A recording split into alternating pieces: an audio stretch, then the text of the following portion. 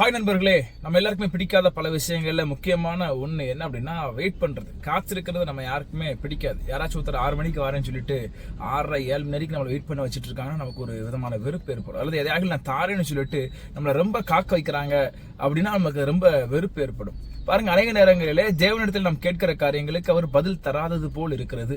நம்ம ரொம்ப காத்திருக்கிற மாதிரி, ரொம்ப வெயிட் பண்ற மாதிரியான சூழல் ஏற்படுது. ஆனா வசனத்துல வாசிக்கிறோம், எஸ்ஏ 64:4 இப்படியாக சொல்கிறது, தேவனே உமக்கு காத்திருக்கிறவர்களுக்கு நீர் செய்பவைகளை உலக தோற்றம் முதற்கொண்டு நீரே அல்லாமல் ஒருவரும் கேட்டதில்லை, செவியால் உணர்ந்ததும் இல்லை, ஒருவரும் கண்டதில்லை அப்படின்னு சொல்லி வசனத்துல வாசிக்கிறோம். அப்படியானா ஆண்டவருக்கு ஒரு மனுஷன் காத்திருக்கிறான்னா அவனுக்கு அவர் செய்கிற காரியங்கள் பயங்கரமானதா இருக்கும், இயற்கைக்கு அப்பாற்பட்டதா இருக்கும். நீங்க சில காரியங்களுக்காய் ஆண்டவர்கிட்ட கேட்டு பல நாட்களாய், பல மாதங்களாய் அல்லது பல வருஷங்களாய் வெயிட் பண்ணிட்டு இருக்கிற மாதிரி இருக்கா?